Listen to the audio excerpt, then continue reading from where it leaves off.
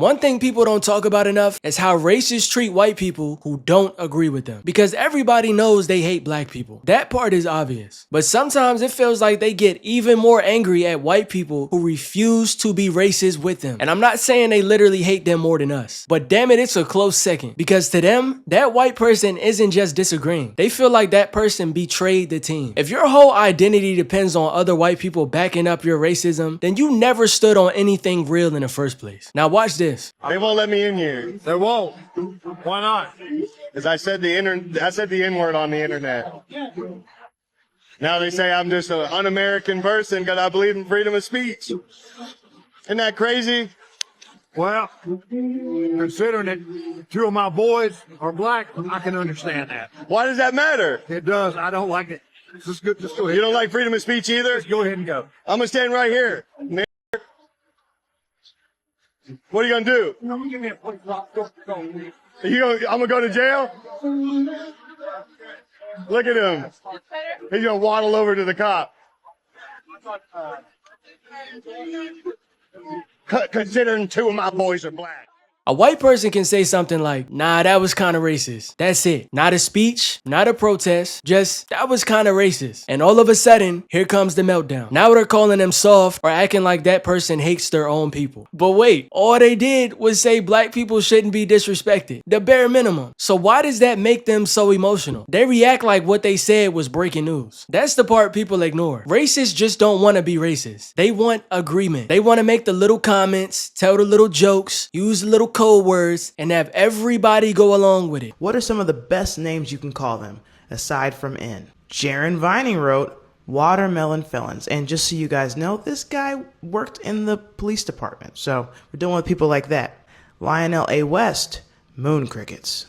That's a classic one. And then we had Gary Humphrey, Hellcat enthusiast that settled for an Altima instead. All right, next we have John Gilligan, Hard R's, She-Boons, Bonnet Chimps. Adam Campbell wrote North American Ground Ape. All right, Paul Rode, Pick a Nanny, making a comeback. All right. So when another white person doesn't agree, it exposes them because now they can't hide behind, well, everybody thinks like this. No, everybody doesn't. Genuine white people do exist. A lot of white people do think like that, but it's a lot of them that don't. So a lot of times they just hung around people that made them feel normal. And when one of their own checks them, now they don't know what to do. That's why they get so mad. 2,000 men are buried here. How did they die? They died as traitors to their country.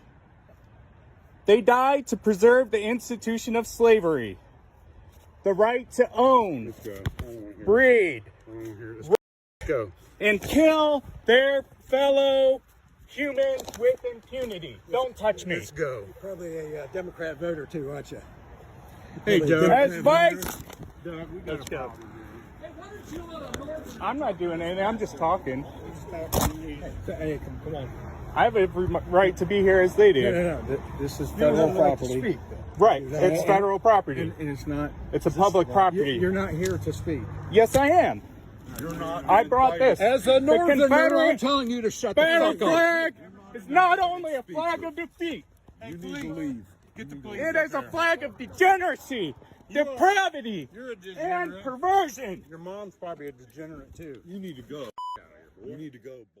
Because they know it sounds different coming from another white person. When black people call it out, they can say we're being sensitive, playing victim, or making everything about race. But when a white person says the same thing, it's like, now what? Not because a white person's voice matters more than ours, because we were right to begin with, but they take theirs more seriously. Now the excuses start falling apart. A white person can say, you know, maybe you shouldn't disrespect black people. And somehow that becomes a whole agenda. That's guilt. Because they don't have a real argument, so they attack the person. And this is where it gets interesting. They think every white person is supposed to follow this unspoken rule like racism is a group project. And if you don't play your part, now you're fake. That's why they say stuff like, you're trying to be black. Or if you really want to take it back in the day, that's where the term lover came from. But no, they're just trying to be decent people. And that's not me trying to stand up for white people, but it's the bare minimum. They're not trying to build their whole personality around hating people who did nothing to them. There is one thing that white people in America will never ever admit,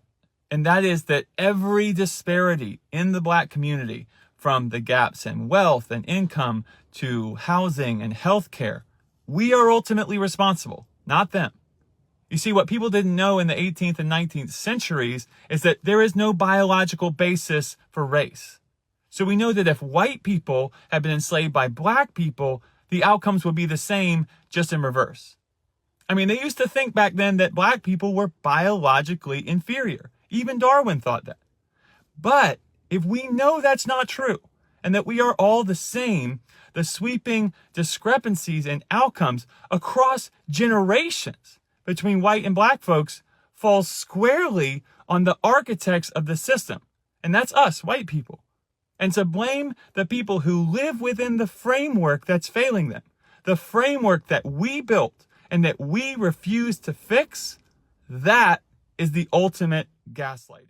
But racist people can't process that because in their mind, if a white person isn't siding with racism, they must be doing it for attention or they must be trying to impress black people. But they never consider the obvious. Maybe that person just thinks you're wrong. Maybe they heard what you said and realized you sound insane. But racists don't like mirrors. And that's what non-racist white people become to them, a mirror. Because now they have to see that being white doesn't force you to be racist. And when they see another white person choose different, it makes them look even worse. That's the part they can't stand because now the lie is exposed. They can't hide behind how they were raised or what everybody thought or what times used to be like because someone who looks just like them is standing in front of them and saying, no, you're just racist. And that cuts a lot deeper than what they like to admit. That's why they act like non-racist white people are traitors. But traitors to what? Racism? Disrespect?